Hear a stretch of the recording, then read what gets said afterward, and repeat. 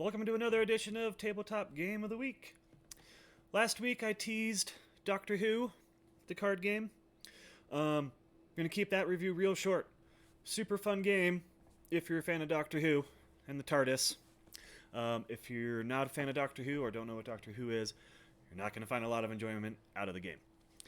So I'm going to pivot and I'm going to talk about a different game this week.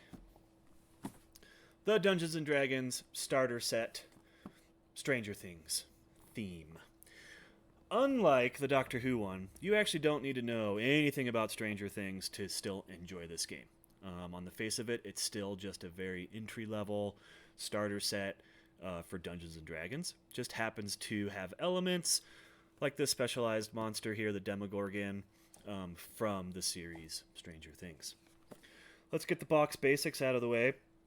This game is really designed for like 3 to 5 players, plus a game master or a dungeon master who really is in charge of telling the story, pushing the plot along, presenting challenges to the players. The challenges, the outcome of the challenges are determined by dice rolls. You'll see a bunch of dice on my table down here, or math rocks, as my friends like to say. But what to do, the decision on what to do, is open, and it can be anything, and it's always going to be open to the players. Just the outcome of that decision is going to be determined by a dice roll, which the game master kind of has the rules for and the results tables and all that type of stuff. What I like about this game, you don't ever have to have played Dungeons & Dragons to get into this, either as a player or as a dungeon master. It just kind of walks you through how to play from both perspectives, has all the resources that you're going to need. So let's open the box and check those out. First of all, as I mentioned, one of the cool things about this game is you do get a couple more minis. You'll see in my previous video, I do like my miniatures. I paint them and play with them. This is the kind of specific monster from the TV show, the Demogorgon. So a little collector's item comes with that. You can use it in other games that have miniatures, obviously, as well. If you are a fan of the show, you will recognize Mike Wheeler's name here.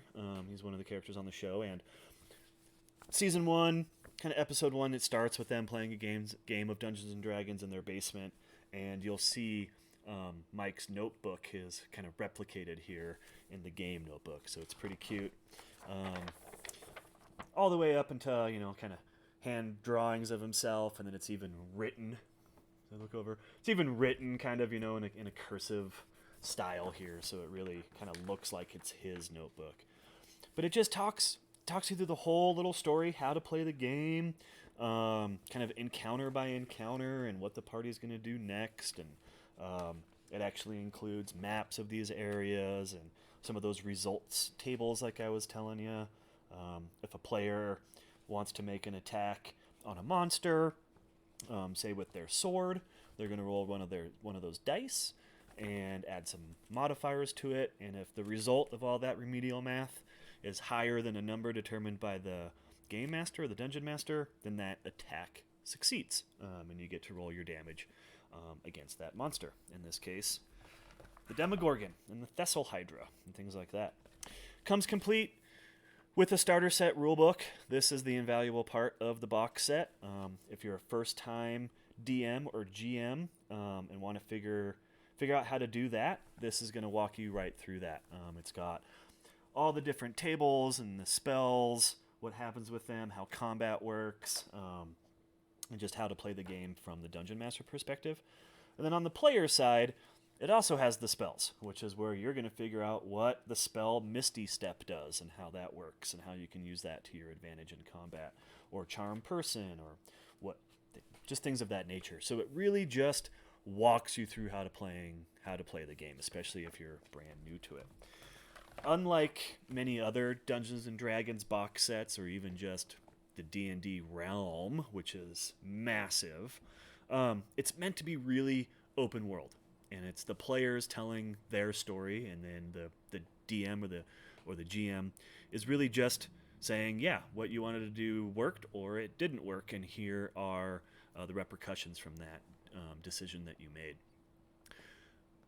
This box set is very what they call railroaded.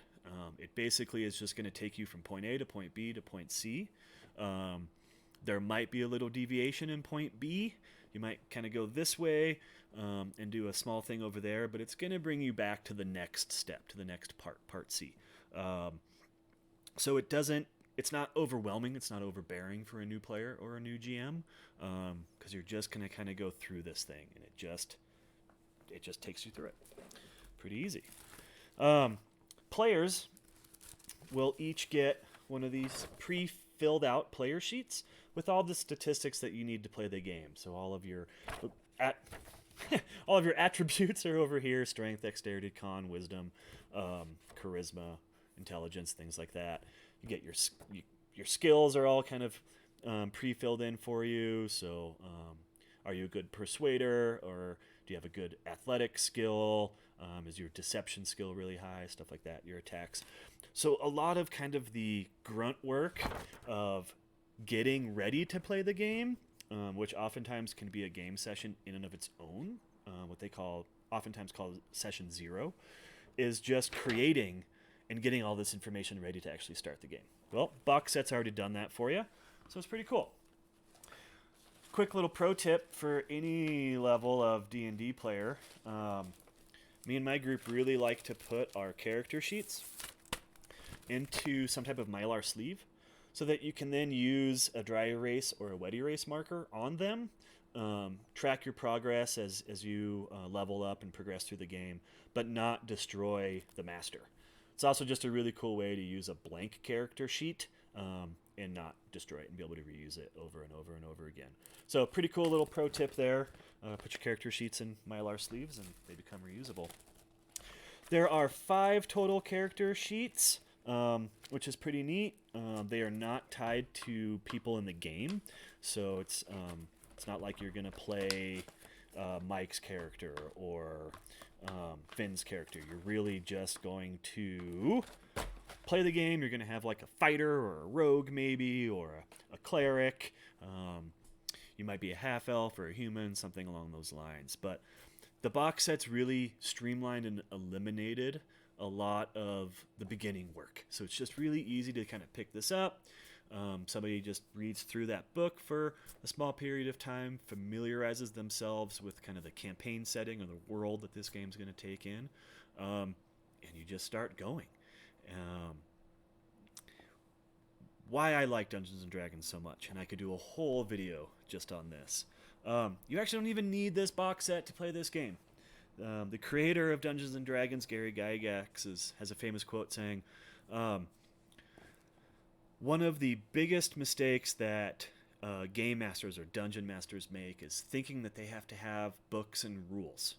You don't need anything to play this game. It literally takes imagination of the players, imaginations of the dungeon master. But when products like this come out, you get to take it to another level, right? Now we get to add elements, maybe some pop culture stuff with Stranger Things. Other box sets that come out there maybe are a specific world or a specific setting, like a vampire setting, or a medieval setting, or a pirate setting, things like that. But it's really just a game about being creative, problem solving with your group, with the other players in your group, having some fun, overcoming some challenges, and maybe rolling some dice and taking out some monsters in the same time. Highly recommend this game. It's about anywhere from about $30 to $40, depending where you get it.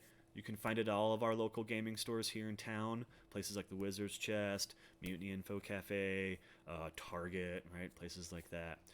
Please support your local gaming stores first and foremost, especially during our COVID times here when everybody's hurting.